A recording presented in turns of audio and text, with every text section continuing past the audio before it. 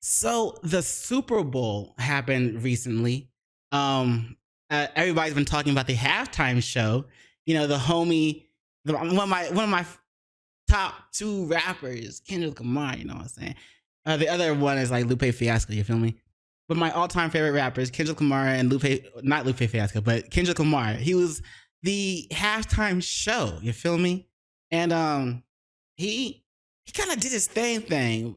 But a lot of people are talking about his smile when he said, "Hey Drake," or "Say Drake, I hear you like I'm young." Like a lot of people are talking about when he did his little smile at the camera, looked straight at the camera and did his little smile thing. That shit was funny as fuck to me. But anyway, with Kendrick, when it comes to Kendrick Lamar, he does a lot of things that are in the background. Are like hidden messages of his videos.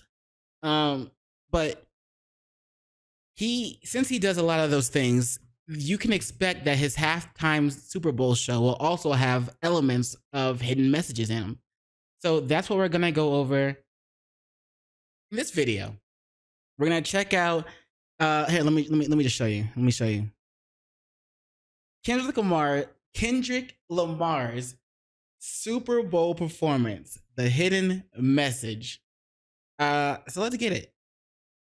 This is by the YouTube channel BlackySpeakz. So as always, link to the video and link to the channel will both be in the description below. Be sure to check it out. Let's get it. Trending after a Super Bowl. Holy crap. Wrong button. And why is it so low? Oh. Now, Kendrick Lamar is currently trending after his Super Bowl performance, and for good reason. Ever since it was announced back in September that Kendrick was going to perform, the hype has been real. And now it finally happened, and people can't stop talking about it. But here's the thing, most people only saw what was on the surface. Like the braids, what they missed was the deeper message Kendrick was sending. This performance wasn't just about entertainment. It was filled with subliminals, symbolism, and a statement that went way beyond the music. 32K likes.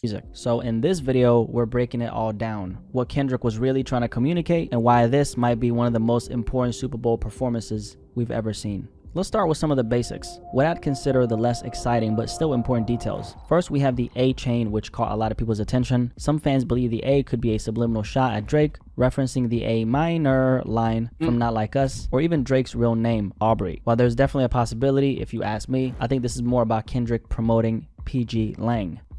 Yeah, I don't think the A chain would be anything like that. But I also wouldn't expect it to be about PG Lang. Like, Lang, the company. Obviously, when I see an A, it's a lowercase a, not an uppercase. So you have to take that into account. If it was an uppercase, I would really think Atlanta. That's just because of me, but it doesn't make sense because like Kendrick's not from Atlanta. So, but it's a lowercase a. Kendrick started in 2020, specializes in music, film, television, and creative production. If you take a look at their merchandise, they frequently use the letter A, making this seem more like a branded promotion rather than a direct shot at Drake. That being said, I wouldn't put it past Kendrick to include this, knowing people would speculate and tie it back to their beef. But overall, yeah, well, obviously I didn't never been to PG Lang. I didn't look it up or anything. So I didn't realize that PG Lang used A in their merchandise. It's kind of dope though. I think this was less about the drama and more about using the big stage in America to push his brand forward. And then we have Serena Williams crip walking, which is so petty but undeniably funny. This moment was of course a direct, calculated jab considering Serena's history with Drizzy. Serena Williams and Drake used to date at one point, for anyone who doesn't know. Their connection first gained traction in August 2015 when paparazzi snapped them getting cozy at a Cincinnati restaurant. Before that, Drake had already been spotted courtside at her tennis matches, fueling speculation. However, things... Is that what's his name? Baka, right? Baka got a weird case. Why is he around? Certified lover boy, certified what? That fuck him up. Anyway, is that Baka? Yo, look at, why is he like mean mugging?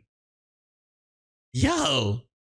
Drake had already been spotted courtside at her tennis matches, fueling speculation. However, things between Serena and Drake eventually soured. The exact reason, well, nobody truly knows. But what we do know is that in 2022, Drake took an unexpected shot at Serena's husband, Alexis Ohanian, on his collab album with 21 Savage, Her Loss. He did this on the track Middle of the Ocean, when he said, "Sidebar Serena, your husband a groupie. He claimed we don't got a problem, but no boo. it is like you coming for sushi. That was a blatant sign of disrespect, not just towards Alexis, but indirectly towards Serena as well. And it was clear that she caught shade. Alexis Ohanian later responded on Twitter, brushing off Drake's comments while proudly embracing his role as a quote-unquote groupie for his wife and daughter.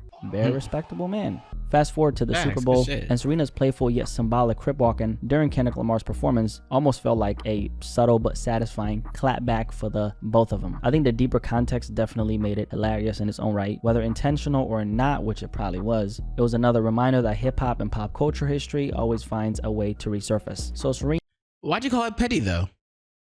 One of Drake's exes, and they obviously had a fallout. What a better way to send a message on the biggest stage than having her dance or crip walk to what is essentially the national hater anthem against Drake. Also, SZA was up on that stage with Kendrick, and for anyone who didn't know, SZA used to actually date Drake back in 2009. So there's that. For the Serena angle, there's also another layer to this moment. Serena did grow up in Compton before moving to Florida at the age of 9. So not only does she share hometown roots with Kendrick Lamar, but the fact that they came together collectively to embrace a song that openly disses Drake, that's a shot 100%. It almost felt like a full circle moment. Kendrick, the hometown hero, using his Super Bowl performance to take aim at an industry rival, and then Serena, who grew up in Compton, casually hitting the crip walk to the same song right there on national television. Aside from that, we have Kendrick conveniently turning into the camera as soon as he said, "Hey say Drake, I say Drake, like young, better not go to cell block 1." Say Now that I don't Drake. think there's anything like particularly deep about that, but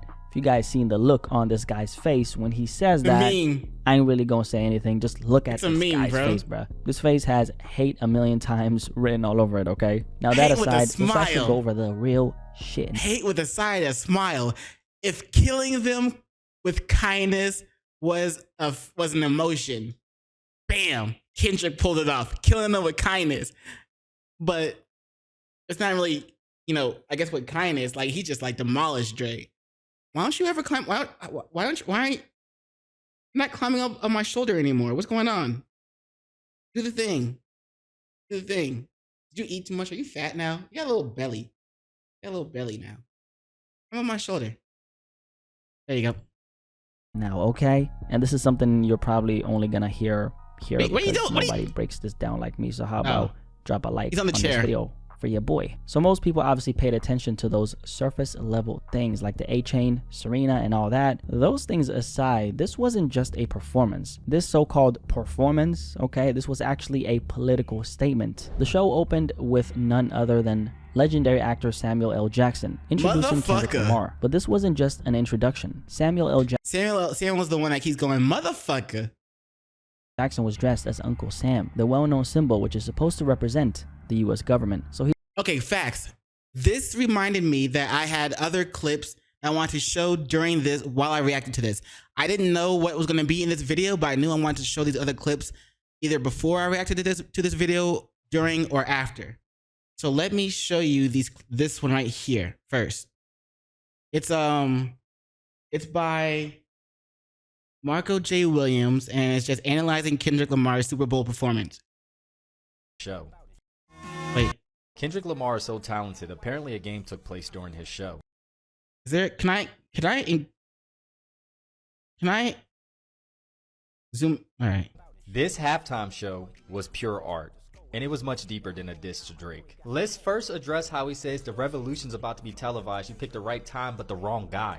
We are in the age of revolution. All right, that didn't start off where I thought it was going to start off. So let me go back to this, and I'll insert that clip somewhere else. He's a physical embodiment of the government, okay? And that embodies authority, control, which is essentially the same system that Kendrick has been fighting for the entirety of his career, but most importantly of all, life. Kendrick Lamar has spent his entire career being critical of the systems in America that have contributed to so much of the pain Black America has faced. He's never shied away from addressing oppression, economic disparity, and systematic racism in his music. In fact, he dedicated an entire album to these themes in 2015 called To Pimp a Butterfly. One of the most striking examples of this is Wesley's Theory, the very first song on the album, where Kendrick raps, "Anything to see, my name is Uncle Sam, I'm your dog, motherfucker, you can't live at the mall, I know you're kind, that's why I'm kind, don't have receipts, oh man, that's fine, pay me later, Wear those gators, cliche, then say F your haters. Now this particular song is about the financial traps that have kept black Americans stuck in a cycle of debt and economic struggle. Kendrick paints a picture of the US government personified as Uncle Sam, luring young black men into a false sense of financial freedom,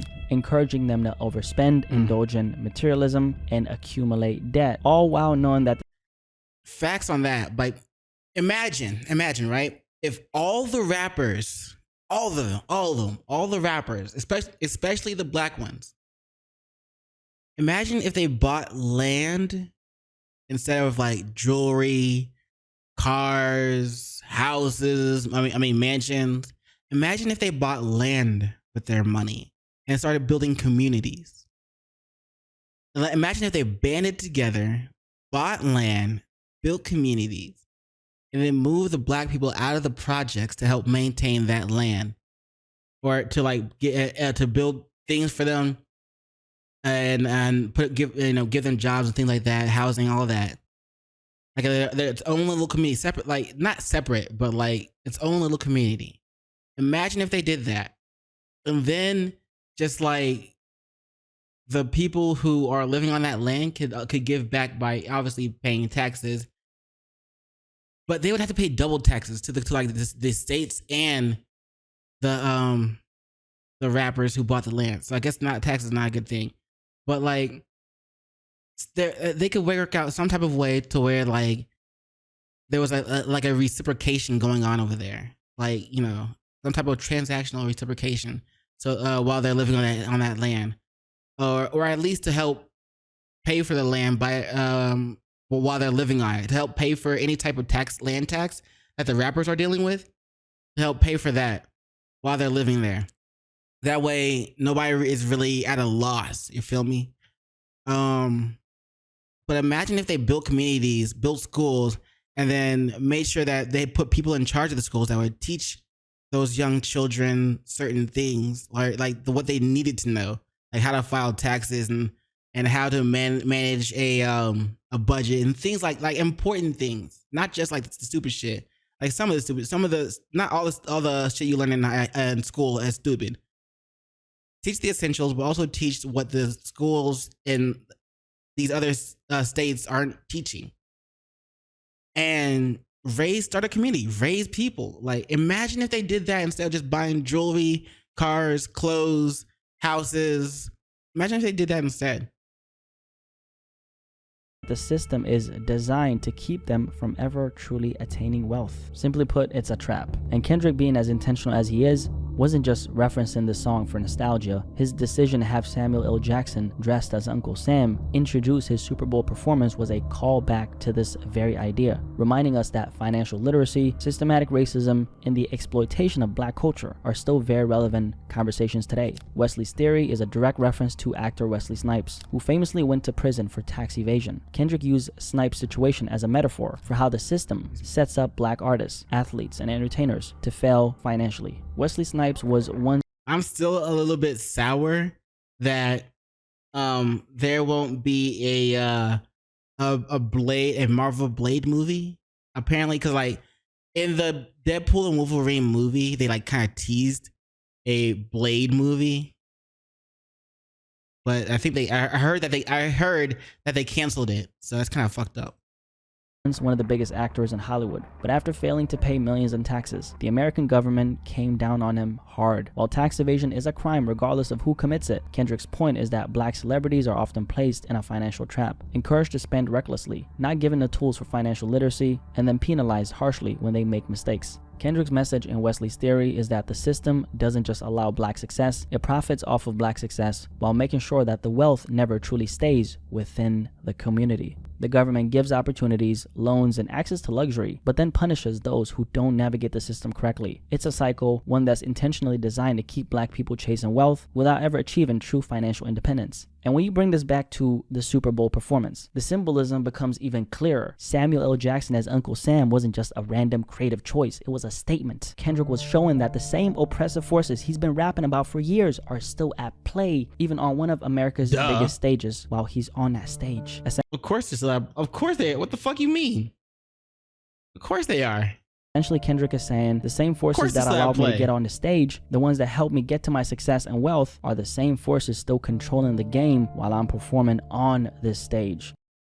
That being said, wouldn't you want to know what forces are, what those forces that are in control? Wouldn't you want to know who they're working with, like on like the spiritual side? Wouldn't you want to know who they're working with? That way you can like. I'm just saying it's good to be. It feels good to be in an eclectic pagan. That way you're not tied down to like one religion or practice. You can look into all types of different shit. And you can learn a lot of different shit. It's a paradox. Kendrick is saying that, hey, I know that I'm benefiting from the system, but he's also a product of the system's constraints. All right, we're not playing Wait.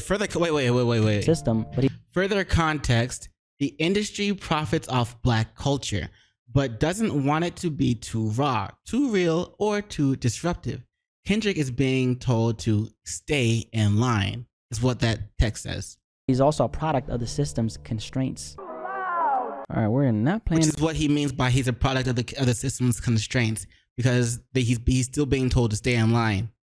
Like, I think there was even a hint of that when during his Super Bowl performance, he was like, "Hey girls, there's a song I want to do," and they were like, "What song?" And then the dun dun dun dun played, the Not Like Us beat played. And he was like, "That song," but he said, "But some people like to sue." I'm pretty sure there's other reasons why he said that, as in like being told to stay in line. He does it anyway, which is great. But people are, like this YouTuber said in the beginning, that Kendrick will probably face backlash for doing that in some way, shape, or form. So again, he's being told to stay in line. That entire clip, man, because they're trying to get my motherfucking coins out here, bro, and I'm not gonna let that happen. And that's why Samuel L. Jackson, representing the US government, injects himself into the performance by saying, "Too loud, too reckless, too ghetto." This moment isn't just about performance theatrics. It's a direct critique of how Black expression is often policed and commodified. It's the system allowing Kendrick to exist, but only under certain conditions. The message is clear: be successful, but not too successful. Speak out, but not too loud. Stay in line, play the game, and don't disrupt the system that benefits you. Now, the game he's referring to is the entertainment industry itself. The same industry that uplifts, but of course exploits Black artists at the same time. It's the idea that as long as you're making money for the system, the only way to be uplifted is to be exploited. Which is not so true anymore. But him saying how the industry is, uplifting Kendrick, but also exploiting him or whatever, something like that. They say. Of course, exploits Black artists at the same time. It's the idea that as long as you're making money for the system, you're welcome. But the moment you challenge it too much, you become a problem. But of course, X2 is the entertainment industry itself. The same industry that uplifts, but of course exploits Black artists at the same time. Okay. Uplift and exploits. What was I gonna say about that? I lost my train of thought. But it's why a lot of rappers that are already in the industry, they say that it's probably best for any up and coming rappers to stay independent, because there's a lot of background BS that they deal with after signing with the industry, and how the industry basically finesses them, and like how they didn't read the contract and they didn't know what they were getting into, and they wish they had stayed independent because they would be making more money. So a lot of rappers who have been in the industry will reach out to independent rappers, or just like say publicly or put it online saying, "Hey, stay independent, because this industry shit is bullshit, because it uplifts and exploits." Instead, you can use like social media to uplift yourself as an independent rapper and not be exploited by the industry. Time. It's the idea that as long as you're making money for the system, you're welcome. But the moment you challenge it too much, you become a problem. Kendrick has played this game masterfully throughout his career. He's managed to critique the system while still thriving within it. But at the Super Bowl, one of the biggest stages in America, he's making it clear: I know exactly what this is, and I know exactly how much freedom I actually have. Now, this is where Drake comes into the picture. Drake is a... For some reason, I started that statement made me think of Kanye West's New Slaves song. Canadian guy who, unlike Kendrick, has never been positioned as a revolutionary or a disruptor. He plays the game effortlessly, adapting to every trend, every industry shift, and every cultural moment. And don't forget, Drake was talked into doing blackface. Remember that shit?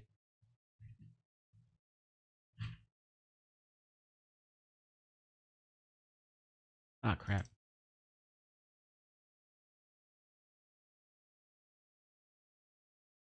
You remember this shit? Drake doing blackface. And since remember, he's also his dad's black, his mom's white, but his dad like dipped out in the beginning. So remember, Drake was raised mostly by his white mom. But remember when he was on video saying the N-word, but he said it with a hard R because that's how he thought it was supposed to be said. And he thought that because the people that was always around him, and also he was being raised by his white mom.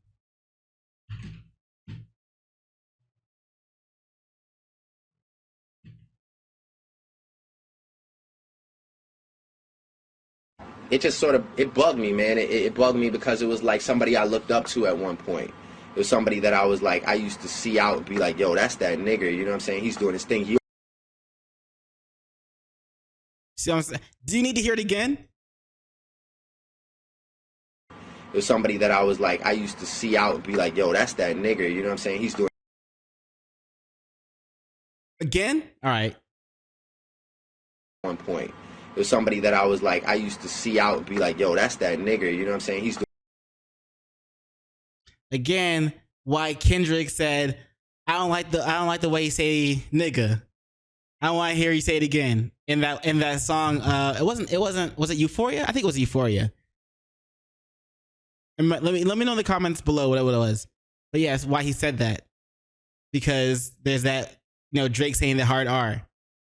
Without ever truly challenging the system. The battle between Kendrick and Drake isn't just about music or two rappers going at each other. It represents it's much 40 acres and a meal. This is bigger than the music. Something bigger. It's yin versus yang, good versus evil, authenticity versus industry. No. I don't believe in good and evil. There is no good and evil. Good and evil doesn't exist. Good and evil is a social construct. It doesn't actually exist. There's people's nature though. People have a certain nature, and maybe Drake's nature is to just like is more of a submissive type of nature, and so he was like, since he was kind of adopted into the game, like that he's being supported by Lucius and all that shit in the industry. So he was probably led through a certain path. Like not following his own path of his own free will, but he was being led through a certain path.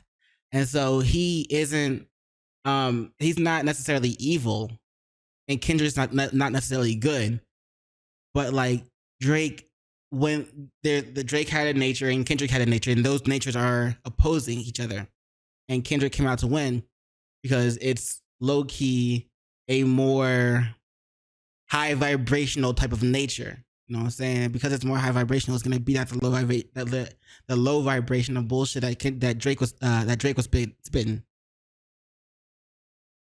Manipulation. Kendrick is the artist who constantly critiques the system, calling out its flaws and exposing its traps. Drake, on the other hand, is the artist who thrives within the confines of the system. Drake for a long time has represented the industry's favorite artist, marketable, accessible, and not so controversial. Kendrick, on the other hand, represents the people's artist, critical, disruptive, and unwilling to conform. Their rivalry has been painted as just another rap beef, but on a deeper level, it's a clash of ideologies. That's really what it is. So when Kendrick takes on the biggest stage in American entertainment and turns it into a statement against the system, it's not just about Drake. It's what he symbolizes. It's Kendrick reminding the world that the industry rewards those who play the game and silence those who question it. And by performing Not Like Us, he made sure that message was loud and clear. Now later on, before Kendrick is about to perform Peekaboo, Samuel L. Jackson delivers the line, "I see you brought your homeboys with you." The old culture cheat code, scorekeeper, deduct one life. This is more than just a random transition. It's a loaded statement. This moment ties directly into the overarching theme of the performance. The battle between playing the game and challenging the system just just enough. I see you brought your homeboys with you. On the surface, it acknowledges Kendrick bringing his team, his culture, and most importantly of all, his people to the stage. But coming from Samuel L. Jackson, who's playing Uncle Sam, the symbol of the US government and the industry's power, it carries a condescending tone. It suggests that Kendrick is leaning on the strength of his roots, his community, and black culture to make an impact. It's almost as if Uncle Sam is saying, oh, so you're using your people, your authenticity, your black...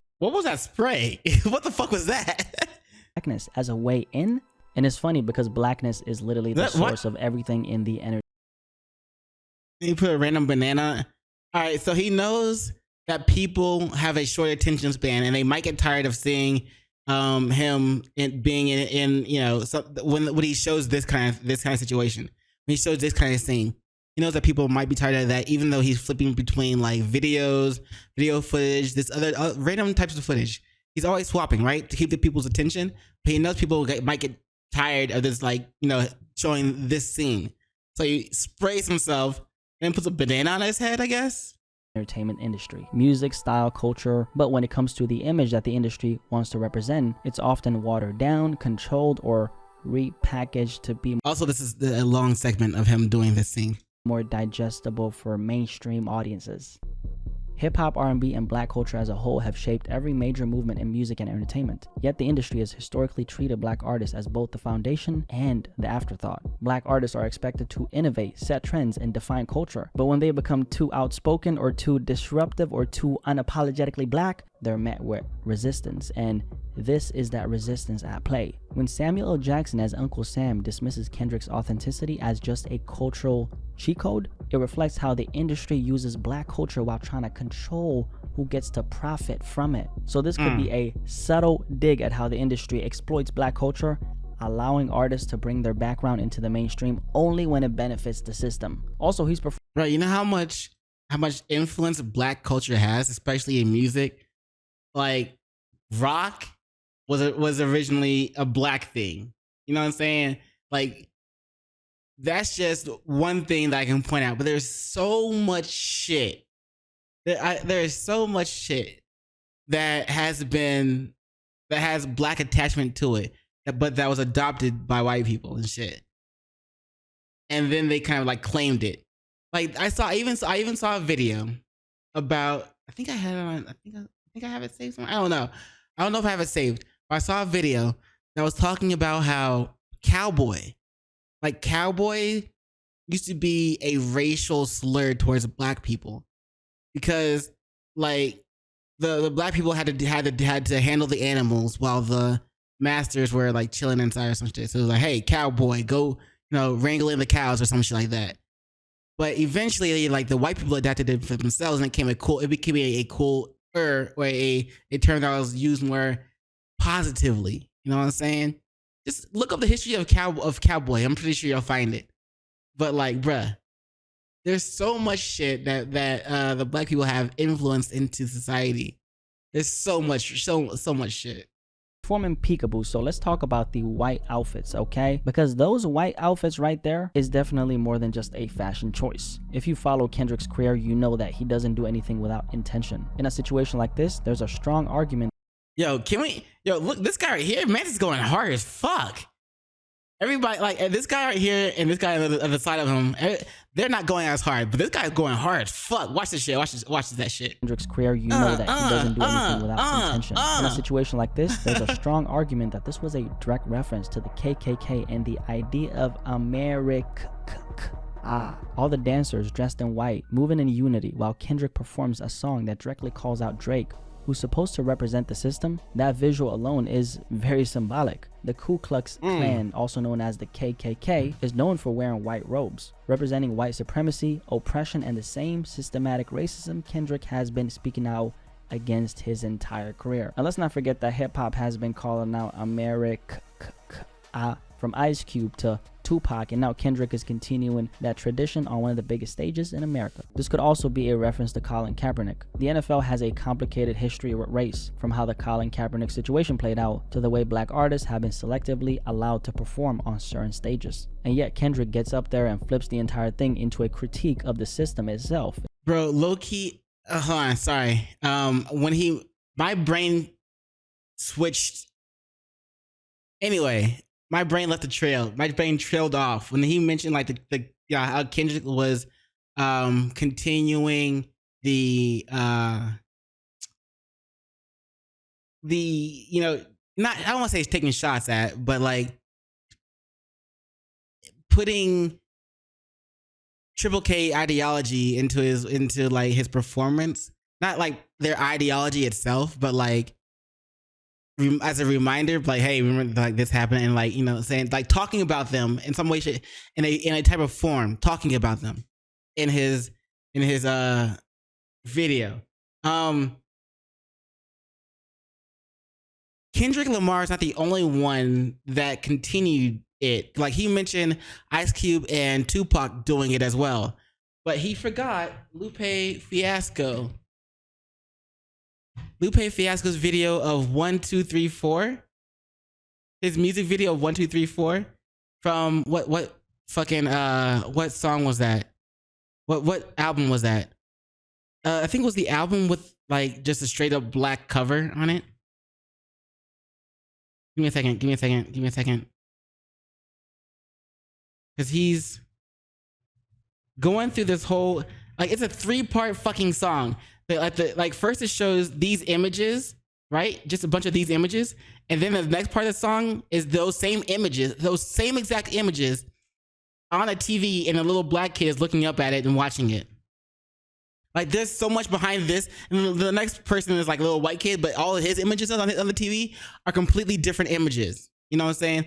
He's basically saying how black kids and white kids are grow up differently and are shown different images, different influences throughout their childhood.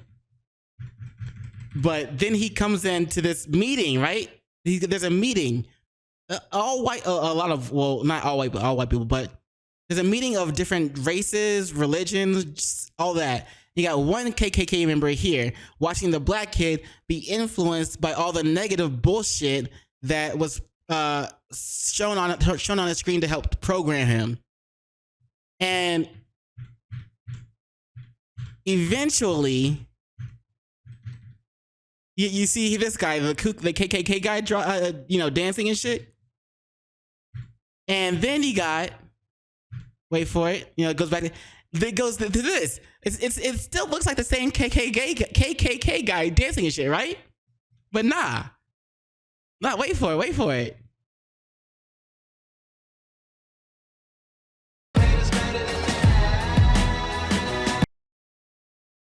Yeah, they switched places. But this song, 1 2 3 4, is fucking, this shit goes hard. I love, like, again, Lupe Fiasco and Kendrick Lamar are two of my favorite rappers for a reason. Like, if you like Kendrick Lamar, you should definitely listen to Lupe Fiasco. But yeah. So Kendrick is not the only one that continued to talk about the Triple K, the clan, if you will, through music. He said Tupac did it, Ice Cube did it, Kendrick did it, but he forgot Lupe Fiasco, in my opinion. Maybe he doesn't really like keep up with Lupe that much, but I'm a huge Lupe Fiasco fan. This, like, yeah, he did that shit too, bro. It's almost like he's saying, look, I know what country this is, I know how this game is played, and I know exactly where we stand. Now, right before Kendrick is about to perform Not Like Us, Samuel L. Jackson delivers another loaded line. That's what America wants! So we're gonna have to cut that short because copyright is beating my fucking ass. Yep, I bet. Yeah, that's what I'm talking about. That's what America wants. Nice and calm. You're almost there. Don't miss this. And before he can even finish, Kendrick cuts him off. Kendrick starts playing the beat. He's like, oh, shit. Launching straight into Not Like Us. So this moment wasn't just theatrical. Now this moment wasn't just theatrical. It was symbolic. It was the system quite literally being interrupted. Samuel L. Jackson, still playing the role of Uncle Sam, the government, the establishment, the industry, was essentially telling Kendrick, this is what we want from you, something safe, something that doesn't challenge us. You're almost where we want you. Stay in line and don't ruin it. But Kendrick doesn't let him finish. Instead, he shuts him completely down and jumps straight into Not Like Us. Arguably the most rebellious moment of the entire show. And that right there, that's the perfect representation of how America has always tried to police black voices. The government has a history of suppressing outspoken black figures, whether through censorship, blackballing, or outright violence. The entertainment industry has a habit of rewarding black artists only when they play by the rules and punish those who challenge the system. The media often tries to dictate how black artists should behave, expecting them to be nice and calm rather than unapologetic and disruptive, because when other groups of people speak up, it's seen as passion, advocacy, standing up for what's right. But when black people speak up, suddenly it's labeled as aggression, a threat, or something that needs to be controlled. But Kendrick isn't here to be controlled. The second Uncle Sam tries to contain him, he breaks free by being his loud, aggressive self and does the very thing they don't want him to do. And then to top it all off, Kendrick ends his Super Bowl performance with the song TV Off, which quite literally means turn the damn TV off. Turn this TV off, turn this. I think there are two major layers. And don't forget, he said, "Turn this TV off." That's how it goes in the song. Yeah, turn this TV off. Turn this TV off. So like after his performance, it's like, hey, turn this TV off. Yeah, you got the second half of the Super Bowl still to go. But what is the Super Bowl? The Super Bowl is like, quote unquote, one of the biggest live performances or sports performances definitely in America. You know what I'm saying? It's broadcasted all around the world and shit like that. It's the Super Bowl. You get to the halftime, you watch the first half, you get to the halftime show, and at the end of the halftime show, the guy's like, turn this TV off. It's just a Super Bowl. It's just meant to take your attention and put it towards something else while people are doing something else. There's one of my favorite movies. Actually, not one of, but my absolute favorite movie is called Lucky Number 11. And in Lucky Number 11, it's co-stars Bruce Willis. And there's a scene where he's like, he's talking about the Kansas City. Let me just show you. He's talking about the Kansas City Shuffle, right?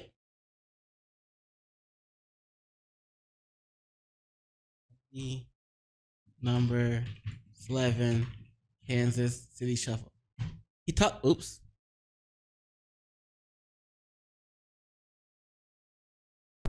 I'll probably get hit with copyright for playing if I play the whole thing. But he talks about the Kansas City Shuffle, and he talks about how the other guy's like, "What's the Kansas City Shuffle?" Hold on. Fuck shit, Jesus is right. Wait. I don't understand. Horse race with him. It's a fucking story, man. Monte Carlo and came in. This is something else. It's the inciting incident. It's a Kansas City Shuffle. They look right. And you go left. Kansas City Shuffle. You make them look right, you go left. I feel like that's kind of what Kendrick was saying. Turn this TV off, turn this TV off. Yeah, you're watching the Super Bowl, one of the biggest fucking things in America, right? After the halftime performance, turn this TV off. The Super Bowl is nothing but a Kansas City Shuffle, making the people look right while you go left. In my opinion, that's what he's talking about. To why Kendrick chose to end this performance with this song. First of all, it's definitely a universal message to everyone. In a world where people are constantly fed media narratives, propaganda, and distractions, Kendrick is telling the audience to wake up. The Super Bowl is one of the biggest spectacles in America. Corporations spend billions just to have a commercial slot because they know the whole world is watching. The game, the halftime show, the ads, it's all a distraction from real life issues that don't go away once everything I just fucking said. What did I just fucking... Oh my bruh. The TV is off. Kendrick ending with TV off could be him saying, enough with the distractions. Think for yourself. And then the other half of the message is a message to Black America. The media has historically controlled the narrative about Black people, whether through the news, entertainment, or politics, or the entertainment industry. The way Black artists, athletes, and leaders are portrayed is often filtered through a lens of control, only showing what fits the agenda. So when Kendrick closes off his performance with TV off, it's his way of telling Black America to stop letting the media dictate their reality. Don't let America decide. Stop letting the media program you. if you don't program yourself, then who will? Then who will program you? It's like it's another reason. It's a good reason of why I kind of started reading more books instead of just like in consuming media. I started reading more books. I read a book called Clean, which is like just a novel. Some girl recommended that I watched. I read it, so I read it. It was all right. Man, I didn't really like the end. I kind of thought it was too random.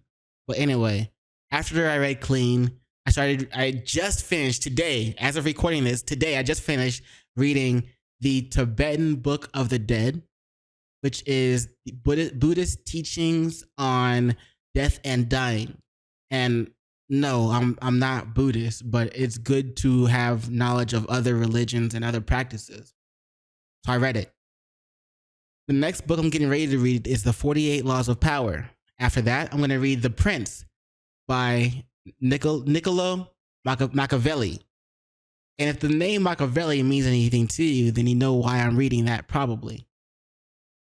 And after that, I'm going to read Beyond Good and Evil by Frederick something. I forgot his last name.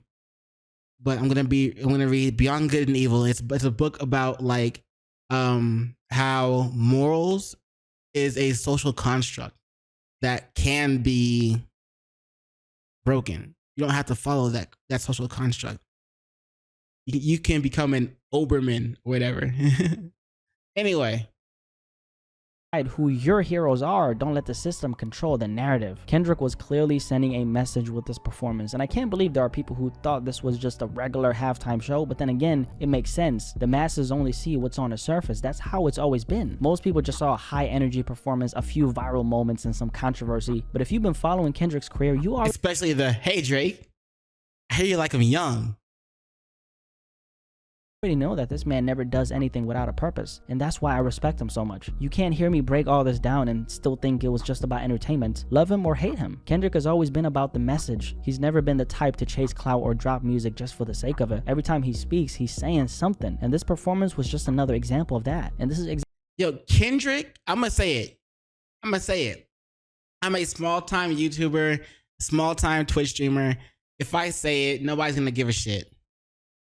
Kendrick is Lupe Fiasco if Lupe Fiasco didn't sign with Atlantic Records and they didn't like try to bind him from what he could say in his music. They didn't like restrict him from saying the things he wanted to say in his music. Kendrick is Lupe Fiasco if he was unrestricted when he first signed to Atlantic Records and started making music.